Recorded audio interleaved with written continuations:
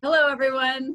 This is Rachel Weaver. I'm on faculty and staff at Lighthouse Writers Workshop. I've been making a series of videos called The Story of a Book, in which I ask various authors to tell us the story of how their books came to be in the world. So today we have Lynn Wagner with us. Thank you for being here, Lynn.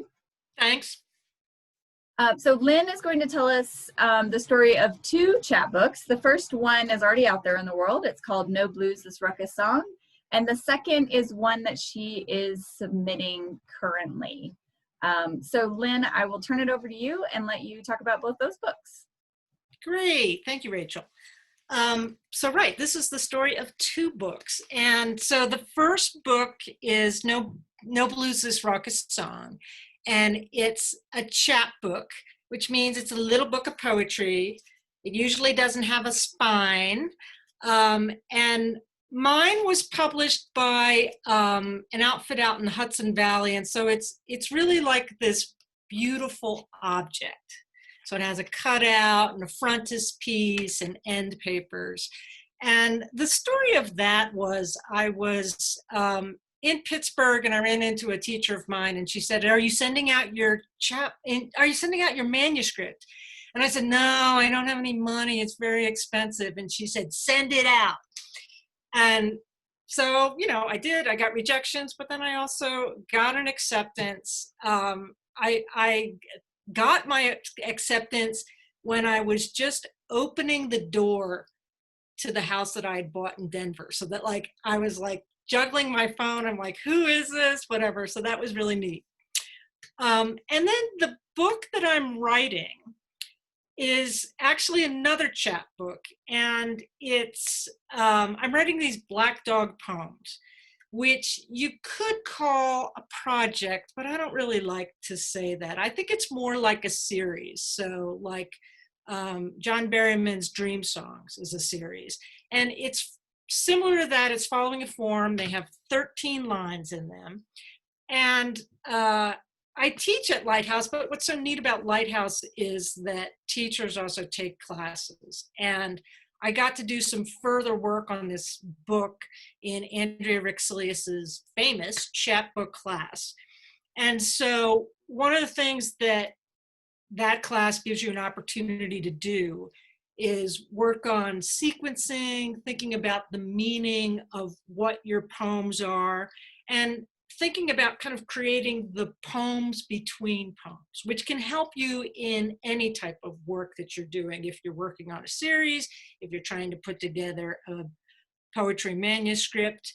And so then the other kind of bonus thing that we did was that we made our own book of poems just, as a fun thing for our classmates.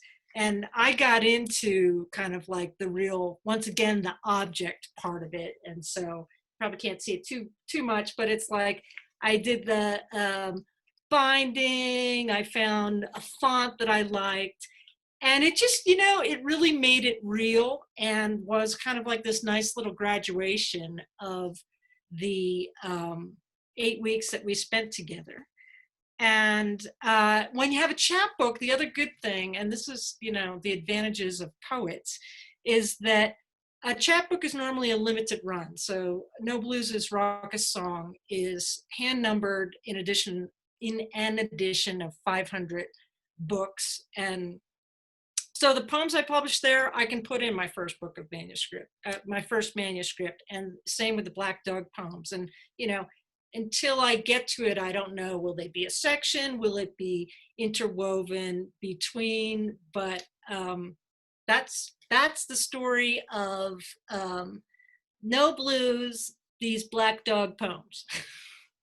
Great. I have a question. I wonder if you have any advice for folks who have a chapbook ready to go, but they're not sure where to send it to. How did you go about finding a home for your first one, and how are you going about discerning who you should send the second one out to?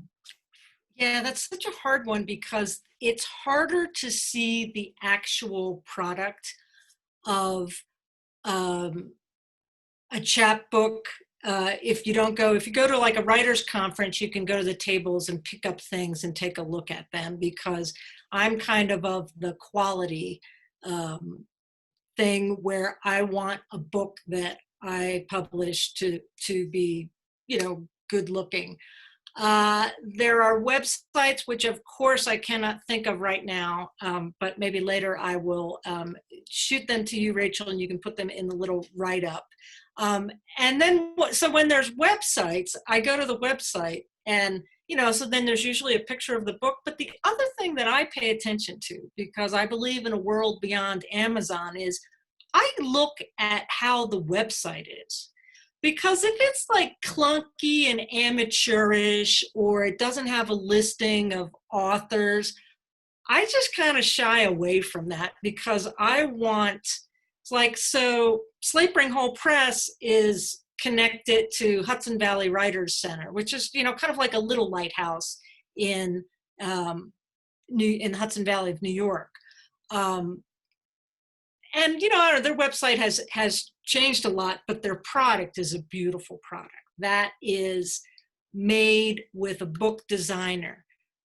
There were editors and proofreaders on my book, which was really, good. It's like sometimes I think even current publishers aren't using editors and proofreaders, because I have seen typos in, books of poems from famous expensive presses. So I'll get you some suggestions there. We'll put it into the write-up. Yeah, perfect. It sounds to me like sort of the main thing you're saying is figure out what's important to you in the production part of it, and then find a press that lines up with that, with your, your aesthetic or your what's important to you. And I have one thing to add to that, which is, and so sometimes chapbooks are similar to regular books on that they come through in competitions, and sometimes you actually have to back into it because there will be page ranges. And so like my Black Dog poems, it's like in the beginning I only had like 17 pages, so I could only send it out to like places that if it had a 20-page limit, it's like, I'm not there yet. So, there is a little, in addition to the quality part, it's like, oh, does it fit? And also sort of, does it fit my aesthetic? Or does this give me an outlet of a group that I belong to that, I can send to? Right, which is important when you're sending it to competitions, right? Because that, all of those fees can add up really quickly. So it sounds like doing the research on the, on the front end to decide, is this really a place that A, my work fits, and B, I would be really proud to, have a book with them, or it's going to look how I want it to look. Sounds like all important things to do on the front end before. Yes, I agree. Yeah. Okay, well, thank you so much, Lynn. I appreciate you telling us the story of your books. Best of luck finding a home for that second one. I'm sure you will. Okay. And thanks for being with us. All right. Thanks a lot, Rachel. Bye-bye.